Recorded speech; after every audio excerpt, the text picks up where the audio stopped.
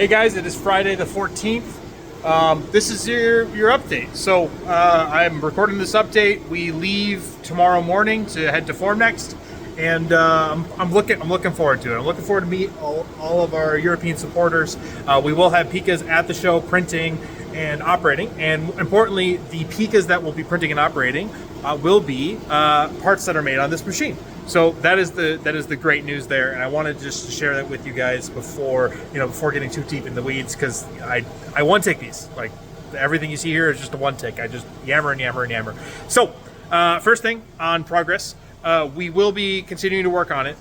I know it's been delayed, and I'm not happy about that.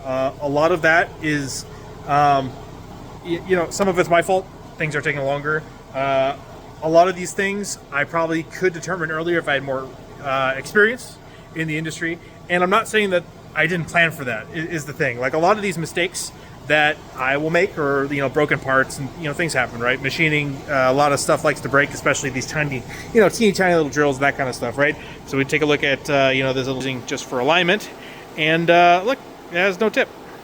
Look at that, right? Those are the things that I plan for, and I plan for my errors, and I have not made a crash. I have not had any massive issue. I haven't broken anything other than drill bits and that kind of stuff. So the things that I'm talking about specifically, and I try not to get into the weeds, is the last video, and I'll link it, both of them, in the update, because I didn't make a official update because I wanted to write stuff out. Is that there are a lot of things that I'm attributing to my mistake that are not necessarily my mistake. So a good example is the Pika blocks. So positioning over, we have a ton of them, and they're great. Like, they're accurate within 10 micron across the board, and they're beautiful and of high quality copper, and they work great. Like, we took one off, we threw it in our thing, it performs just like the other one. So we're doing good there, right? But the issue is that we have a long drill that goes through the center of it, and that long drill needs a pilot drill beforehand. And the issue is that not the long drill, so the long fragile drill. Again, other video, I'll link it in the description, and it'll be in the Kickstarter update. The long drill was not the drill that was breaking by itself. It was the pilot drill that was breaking. And the pilot drill is stiff, sturdy, steady. It should be the easiest one not to break, and that was the failure. And then that would cascade over and then break the other drill, and then I have to wait, and I have to one day ship it, or wait for shipping, and then I can't run any more parts, and I can't trust the machine. So I literally would just sit here and be like, okay, did it break? And then I hit the go button. Okay, did the drill break? And then I would go and hit the button. But unfortunately, the recommendations from the manufacturer, even though the manufacturer visited, or not the sales technical guy, visited the shop and went through the procedure, the material, everything with me in person, right? I have a wonderful network of people. Every one of you, I appreciate that, has gone through it, and we've gone through everything, and I have them in front of me, and the material behaves very uniquely for a copper, particularly because of the alloy that we chose. It's alloying elements. It's why it's rated to 500 degrees Celsius. It's a durable material, and it works well, and it does its job, but it behaves unlike the typical copper 10,000 blends that all the data sheets are for. Everything is slowed down to 20%, and you take way slower cuts and all this kind of stuff. But one of the tool manufacturers says to treat it like Inconel. So it's cool, right? Now that I know this for this particular material, I can interpret the data sheets differently, and boom, we have functional, work the entire time.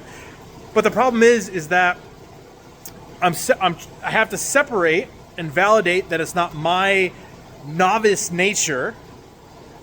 I have to validate that in fact, this is just a tool issue, or this is just the tool is not able to do what it says it can do. Like the countersinks, right? Once I took out the countersinks, I ran all of these parts single drill when I couldn't run 100 or even 50 parts, with a single drill. I ran thousands, and I finished the rest of the batch with a single part once I removed the countersink ability, which per the manufacturer was supported, right? So it's these kind of errors that are delaying it on calendar time, because I'm trying to, I'm working every day, every night. I don't take a day off. Like since September, I took off maybe 3 total days, including weekends and everything. Like we took our kids to a local zoo and hung out with some friends for one day with their kids. I took off Halloween evening. I think I had another day where I only did like computer work for like 6 hours, so that's a day off. So like I'm doing everything I can physically. My setup time and everything else like that, I feel is getting close to like experienced.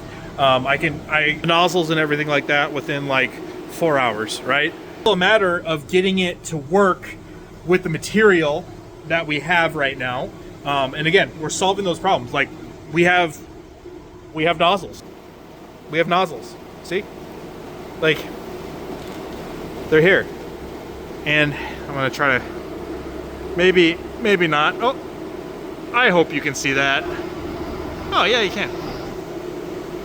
So we have nozzles, right? So now that we're done with the blocks, we set up the nozzles, and micro machining with teeny tiny little holes is a lot of fun.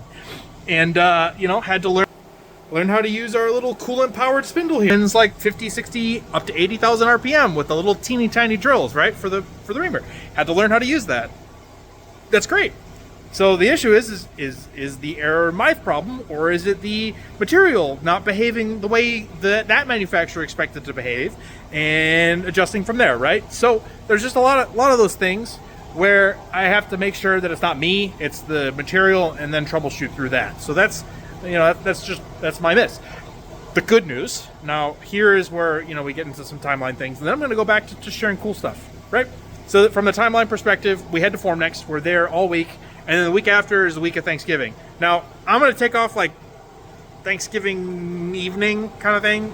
I'll have meal with the extended family, and then, go back to work, and so like it shouldn't stop. And ideally, the machine will be running parts by itself. Like now that the machine's done, I can get a nozzle every minute, right? And I don't have to be there. I don't have to I don't have to look at it once it's all set up, and I can load all the material in the, like, that's a lot of nozzles, right? These are 12-foot sticks just running through it. And we've been having a good time. So those parts are the remnants. That is what the machine cannot process, so it needs to pull that out and eject it and then load the next bar automatically. So like a lot of those 1,000 or 2,000 parts for the Pika blocks were made once I was able to go and take care of other stuff again, right? Because secondarily, I still have an existing business. So like, there's just a lot of work to be done, and we've been putting in a lot of time. We have officially started to move in more into the second facility here. So this is actually only half of our shop. The other half is that wall there, where we have another 3,600 square feet. We've had printers for customers to build. We've printed. Gosh, how much did we print? Sorry, that's my staff. How much material did we print the last 2 weeks? 100 kilos in the last 2 weeks for some customers. Like we have other operations that need to happen, and so I have to be part of that. That is the nature of a small business. Like there's only we have 4 full-time equivalent staff. Myself and my wife are 2 of those 4 full-time, and I'm not counting the double. So like we're a small shop. We're expanding, and this is a cool project, and this shows what we can do. And based off of the parts that we've made so far, like it proves it, right? And that's the good news. So after we come back from Form Next, I'll be right back to making nozzles. Like this machine will stay set up as it is. Like nothing's going to move it, nothing's going to change it, and crank out all the nozzles that we need and everything else that we're doing here. So like the good news is that once the nozzles are done, our titanium will be here, the titanium will run, and then the heat sinks will run at the very last, while the aforementioned nozzles, blocks, and heat sinks are getting plated. So that is the really cool news. So it's probably another 3 weeks or so, and I apologize. It is what it is. I'm still working. I'm still here. Like I don't get to stop. I was here till 2 in the morning, I think, something like that, because I needed to get in early because I had a tumbling guy here to talk to. We're hiring additional staff. we're doing everything we can to get these things out. So more updates will come on the progress as I get these nozzles and have a pile of nozzles. I'm sure I'll post pictures and stuff like that, right? But it's just been a lot of work, and I'm focused very, very, very much on just getting the work done. So I'll do my best to communicate, but that is what it is. So now for the fun part. Now that we talked about the timeline, stuff like that. Oh, okay. So one more thing that I want to mention is that a lot of you are, maybe asking, but like, hey, what's next or what's coming, right? And then what if I bought a P2S or the next models here? So the good news is, well, not the good news is that I have plans for those models, and what we may do, and zero details. And obviously, it's not good to promise things beyond what you can accomplish when you're already behind. And so I recognize and acknowledge that it is a useless gesture to promise cool stuff when I haven't gotten the stuff when I thought I would. I own that. I accept that. That's mine. So what may happen is that we may offer a trade up or heavy discount or whatever program for our other hot ends that will be, the same Pika family, because we have many, and you'll see some of those at Form Next if you pay attention to media coverage or come visit. We have free tickets as well. The form will be down there for you to get a free ticket if you're in if you're in Europe, in Germany, and want to come visit us. We have free tickets that will just be a voucher, and you can come and enjoy it. So we may do something like that, or nozzle discounts or something like that, because we have other cool, exciting things that are nice and shiny, and will be a welcome cost effective relief. Not made by us. These are made by a good partner of ours, and they will plug right into the Pika because it's a fin nozzle. You can just replace it wherever you want. And we're really excited about that as well once we finish our testing. So, I'm going to do my best to make it right for those who feel that they've been wronged. And we are heavily looking forward to the future for supporting more stuff and doing more stuff. So, that's a good transition point. Like, again, I do this all one shot, so you guys are just getting the stream of consciousness from me. The future. I found one of these. So this thing isn't old. It's from 2004. But we got one now. There was a local bankruptcy. Sorry, I got a phone call. I had to cancel. So there was a local bankruptcy nearby. I managed to win it in an auction. So we got it at a price that is frankly impossible to get without winning it in that kind of auction. It was running up to the day before they closed down the whole plant. It was apparently, according to the plant manager, it was their most productive machine. And they had machines from 2024, 2020, like they had new machines, and was outproducing those machines in their run. Like it came delivered with chips still, right?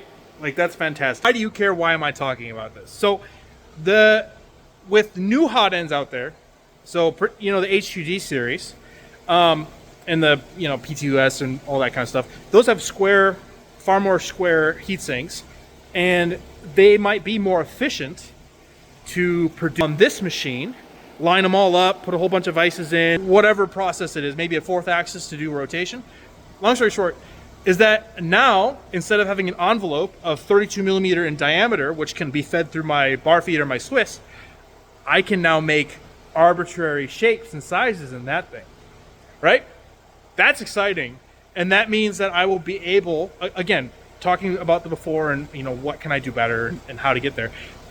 It unlocks more possibilities for us, for products, for optimizations, for what we can do for our customers, both consumer and business. And that is just really exciting for us. And I wanted to share that because that took time and effort to organize and get installed. Like, we didn't do the installation, obviously. It's just dropped off. It's not even plugged in at this point. But You know, it's just, these are things that are part of the continued business that I am forced to run. Forced to. I mean, I opted into this, but these are the things that I have to continue doing in order to keep the rest of the business going, because we do a lot. We do a lot. So that's some of it. Also over here, I wanted to show you. This has nothing to do with production. We are not doing this for production. I have professional platers that do only this. We've used them for the tube. So this is purely so that we can have them plated in time for form next. Again, I leave tomorrow morning at 10. Like I'm gone. So we're doing this just to have something shiny and pretty there. So we have some Pika blocks that we've tumbled, and then we are doing the plating in-house. So look at that. Again, this is purely for visual appearance. We don't expect this to be professional or anything like that. You can take a look at our tube products for everything that we have plated there. So don't worry, but we're doing this so that we can have cool looking parts. Is really what it is. So that's kind of the fun part of what, you know, growing into a new space. Like we're just very much out of space otherwise. So yeah, there's that. And then coming on over, and I promised I'd talk about this camera system more. So this is probably one of the best things that we've added to the shop. Okay, so we moved it over here, which makes it easier for me to talk about it because, you know, I remember it. So this is glorious. Okay, so it's a camera. It's a visual coordinate measuring system. It's a CMM. Like, I can measure to 3 micron repeatedly forever. So it inspected all of the parts. All the parts that we've made get checked through here for quality, for sizing, for concentricity, for alignment, all that kind of stuff, right? Aaron over there was using it to check what the copper looks like relative to the rest of it, and just for visual appearances, right? But this can be used to measure stuff like concentricity of holes in our nozzles, right? So when we were dialing in the tools, I'm going to show you a cool little part here. I actually learned this from Titans of CNC. Shout out to Titans, especially Donnie. Thank you, Donnie. So this is used to calibrate the central hole in those nozzles there. So actually, with a hole in the center, we have a hole for clocking on the right, and then the upper one is just as a feed check, and that tells us that how far off center our drill is. By using the camera system, we can actually see exactly how far off our system is. So hopefully never mind, I'm just not going to edit it in. So I'm just going to tell you, and I'll post a picture of the thing. When we sent the little batch of nozzles that we saw on the table earlier, those were 1 micron, plus or minus 3, so up to 4 micron, okay, off of the center of rotation. So it is very exciting to be able to see my work and know that what comes off is correct, right? And that is what I really wanted all this time, and it's been just the best possible tool to help out, because you can zoom in and you can measure small stuff, big stuff, touch probe, like everything that's going to come out of the shop now is going to be inspected a lot closely with data and measurements and stuff like that, and it can be automated. So we can just have a rack of the nozzles and it will scan every single one of them without having us to do it every time manually. So we can just define features and send it. So I am really happy, and you know, that's taken time to learn how to operate too. I mean, frankly, like I had to sit around and install the computer myself, and we had to build the station and add in the wire. Like, so these are things that just really contribute to what is Luke doing? Why is it taking so long? Like, just try to get everything done that we can and figure stuff out. As you can see, the shop is a mess as we continue to move in. Like this, yeah, it's been a deal. And then the last thing here is our vibratory tumbler. So I don't know if you guys really, you know, I assume there's a wide group of people in the that are backers and are watching this video, and you know, maybe you care about it, maybe you don't. So this is a vibratory tumbler. So all this does is this has media in it of different sizes and shapes, and it rotates that media by vibrating the whole chamber. You can kind of see in the corner there, I saw it flashing around. You can kind of see the blocks. So all it does is just rotates it around and around, so you get all your parts all contacted to round off and deburr your edges, and to make the parts look better and to make the parts feel good. So now there are definitely no sharp edges as the media, as it tumbles around and moves with the part and moves everywhere else. There you go, goodbye. Comes and does that. So, you know, we're experimenting with the best possible textures. There's a whole variety of media. So in here we have cylinders, we have stainless steel shot that we can do. This is from the neighbors, or this is from the guys who still haven't moved out yet, so not us. So there's that. And then there's porcelain and that one over there. Oh, here they are. So they're like these little porcelain balls used for like burnishing and final finish. Yeah, like there's a lot of moving parts. I planned for all these, like that is the thing, but there's just too many things that I didn't plan that just kind of stacked in as well. So I'm just looking at my table for anything else interesting that I can talk about real quick. Again, this is the one and only take. Yeah, no, this has been still, as much as I've been working, as stressful as it's been that, you know, things don't work the way I expect them to. This is still been an amazing journey, and I'm grateful that you're following me along, and I appreciate your patience. Like, just I do. I think what we got going on is amazing, and I think it's going to make it's good because we're adding more staff. One of the things I care about is you know, employing people in my community with cool jobs that they like to work at, like to do, and have a good positive time. So that's really you know, being able to do that again, you know, add more is great. Being able to operate this is really unlocking my brain, and I think we heavily manufacturing more and more stuff as we go along, because like it is just really exciting to be able to just turn out parts. And yeah, so I think that is really all that I have right now. I'm probably missing some stuff. We do have all the heaters, all the fans, all the thermistors, all that kind of stuff is already bought and purchased, saved over there. Maybe we'll share the box design with you guys in a future update. It's not going to be terribly interesting. It's just going to show the hot end and what it does and that kind of stuff. But yeah, I'm excited for Form Next. I'm excited to meet more of you people that I don't normally get to see, because, you know, I'm based in the USA versus Europe, so I'm really excited about that. I think that yeah, there's a bright future. I'm feeling positive. I know a lot of you in the comments of the previous videos, at least, are like, Luke, don't burn yourself out, all that kind of stuff. I just message for you guys. I am very aware of burnout. I do feel the effects of burnout. Like I am there, but the reality is that if I don't do it, it doesn't get done, and not getting it done is not an option. It will get done, and I am thankfully young and healthy enough that even with some burnout and stuff like that, which I have experienced before, I will experience again, is that I made a commitment, and the only way to meet the commitment is to work, and that is the way of life.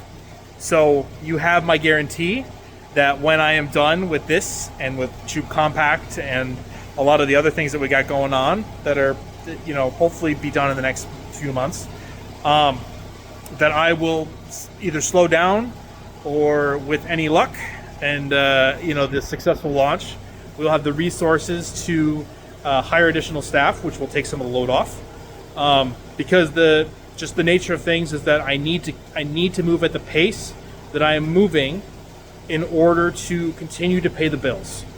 Is like, that's not a complaint. That is not a that's not a bag. It's not a like I feel bad for Luke. No, this is the life I chose, and my wife is charitable enough to move to go with me. But this is the nature of running a small bootstrap investorless business. Like, I have to do the things that I committed to do before in order to continue to operate the business while I also work on the extra projects beyond that point. So this is just what it is, and the fact that I have this opportunity alone because of your trust, because of your opportunity, I refuse to squander it, which is why I will continue at this pace to try to make it as straight, as done as possible. So thank you so much for caring. And for those who don't care, I'm working my ass off. But for those of you who do care, have been like, Luke, calm down, chill out. Like, any relaxation that I would be trying to get is, I would just be stressed because the work isn't being done. So for me, relaxation is work is done. So thank you for caring. Thank you for your trust for those who don't care about, who just want their part. The industry moves fast, and I understand that. And all of this stuff is going to allow us to move fast as well. And I'm sorry that it's taken us longer than I expected to ramp. So that is what I got. Again, Form Next, booth, Hall 11.1 booth E42 is where we're out with our partners for this endeavor, Tyson Build Plates. They're awesome. Check them out. And thank you so much. All right. Bye-bye.